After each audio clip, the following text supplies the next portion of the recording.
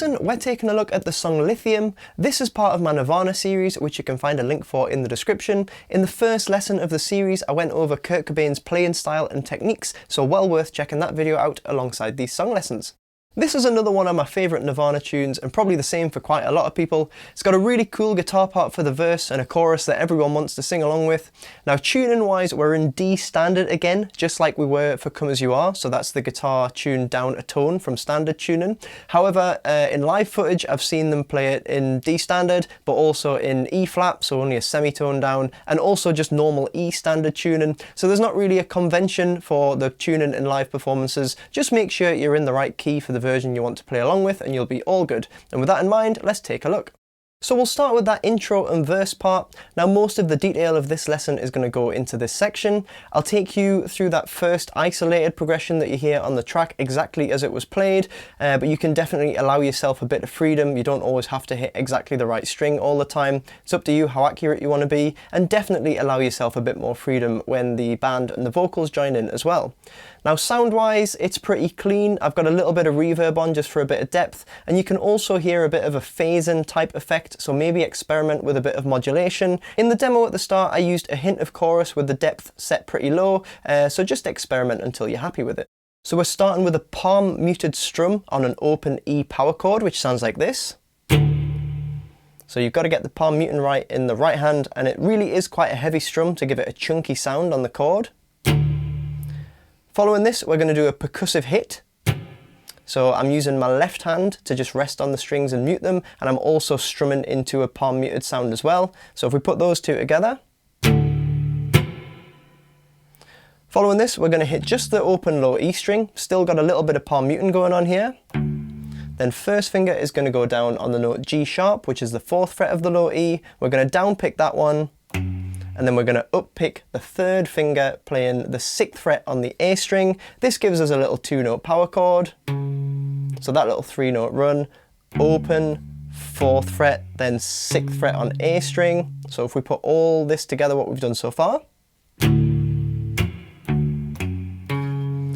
Now the reason I suggest doing an up pick on the A string at the end of that is because you're going to do another percussive hit next. So relax the left hand, mute all the strings, and just allow your right hand to do that percussive strum. Following this, we're going to hit the open low E again, still a bit palm muted. This time we're going to be aiming for a C sharp power chord. So first finger is going to play the 4th fret on the A string. We're going to down pick that one. 3rd finger is then going to do the Kurt Cobain style barred power chord on the middle 2 strings on the 6th fret. We're going to up pick those two. So far this C sharp chord is sounding like this. Then we have another percussive hit on the down strum. So those first 3 chords, E power chord, G sharp power chord, and C sharp power chord, sound like this.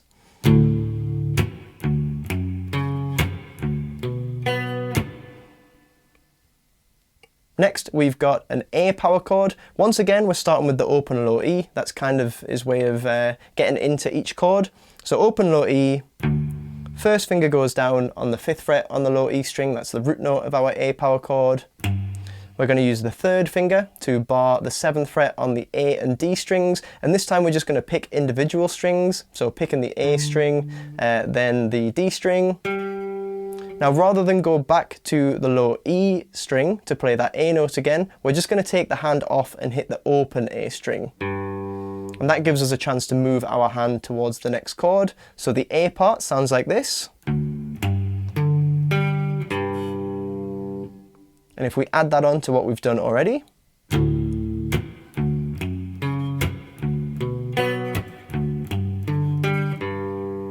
So hopefully now you can start to hear the riff coming together.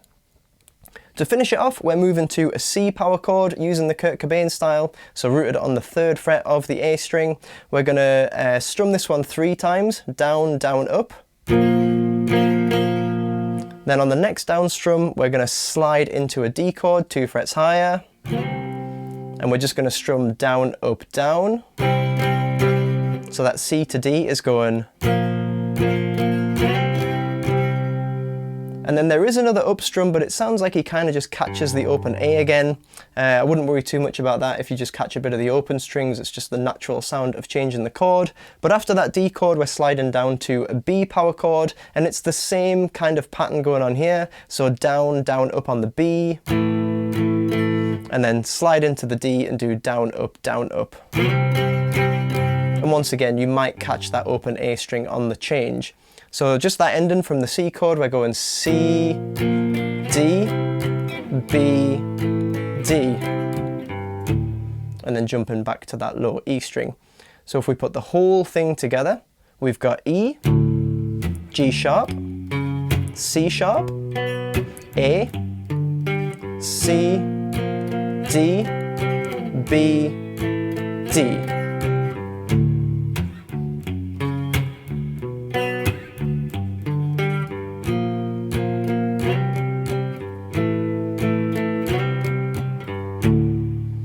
That gives you the intro and the verse. When the chorus comes in, you want to lose the ambient effects, so dial back the reverb in the chorus and kick in a big fat distortion instead. And chords wise, it's like a simplified version of the verse, so it's going to be the same power chords, but we're just going to do them with a simple strumming pattern. So once again, those chords were the low open E power chord, G sharp, C sharp, A on the bottom string, then C to D, then B to D. And if we put the strumming pattern in, most of the chords we're just going down, down, up. So down, down, up, down, down, up, down, down, up. Now it sounds okay if you hear the open strings while you're changing between chords on the up strum. That actually kind of helps add to the thrashy nature of the sound. That would sound like this. When you get to the A chord, you want to strum down, up, so just add in an extra strum in there. Then on the C, we're back to down, down, up. The D is a down, up, and then it's the same pair of strumming patterns on the B and the D, so down, down, up, down, up, down, up. And if we put all that together,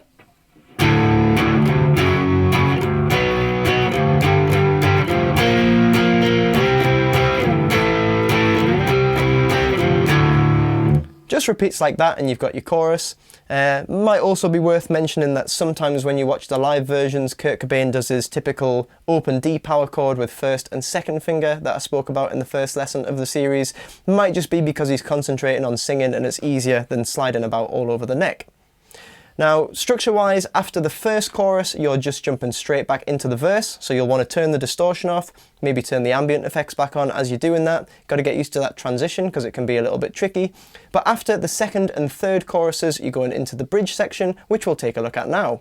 So taking a look at that bridge now, and the chords are very simple. It's just an A power chord and a C power chord. Now Kurt Cobain uses the A power chord rooted on the bottom string like we've already been using so far on the 5th fret. And he uses the C chord rooted on the 3rd fret of the A string. And he's just moving between those two. But if you felt it was easier, you could use the two chords on the bottom string, so A on the 5th fret and C on the 8th fret. Or you could combine an open A power chord with that C on the A string. Whatever combination you prefer, but the low E root for the A and the A string root for the C will give you the most authentic version that you can see him playing in live versions. Now strumming wise, it's kind of similar to the chorus, so we've got down, down, up on both chords. And once more, you'll probably hear some open strings ringing out when you do the up strum and you're changing. Again, just adds to the sound. Sometimes on the C chord, you might throw in an extra down strum, so you might get this down, down, up, down, down, up, down, down, up, down, up, down, up. That can sound pretty good as well. Doesn't have to be too strict in terms of the strumming. Now the really tricky part of this section is the number of repetitions that you have to do, because it's 16 times through that progression, and 16 is quite a large number to have to count and not lose track of halfway through. So I would aim to try and feel your way through it rather than have to count. Just by getting used to playing along with the song, and you sort of develop a sense for when that section's coming to an end and getting used to what he says in the lyrics and things like that. But also lots of things in music music end up being multiples of 4, so you often get phrases repeated either 4 or 8 times, which again becomes a little bit of a sixth sense for musicians, so it might help to try and feel this section as either 4 groups of 4 or 2 groups of 8. At the end of those 16 repetitions, we've got this little ending phrase. We're going to start with a bar worth of down strums on the D chord, then move down to the B chord, and we've got this little ending, which is the open low E string, a blues curl on the 3rd fret of the low E using the 3rd finger, so just gradually pulling the string down, and then ending on the open low E power chord. Now after the first bridge, that takes you back into the verse and you do another round of the verse, chorus and bridge. After that final bridge, it's just the end of the song and we just end on the open E power chord. So at the very end, you get the D to the B, then resolving on that open E power chord, and that gives you the whole tune. Hope you've enjoyed taking a look at this one. Now the verse is one of the more technical Nirvana guitar parts, especially if you want to make sure you're playing the same notes as the original, but it's up to you exactly how accurate you want to be with it. There's definitely room to have a bit of freedom in this one, but do make sure you've got the feel down, so make sure you've got the palm mutant in there as well as the percussive hits, just to make sure you're bringing through the character of the original track. Remember, you can access the Nirvana series via the link in the description. Be sure to subscribe for more content, and I'd really appreciate you giving this video a like if you found it useful, and I'll see you in the next lesson.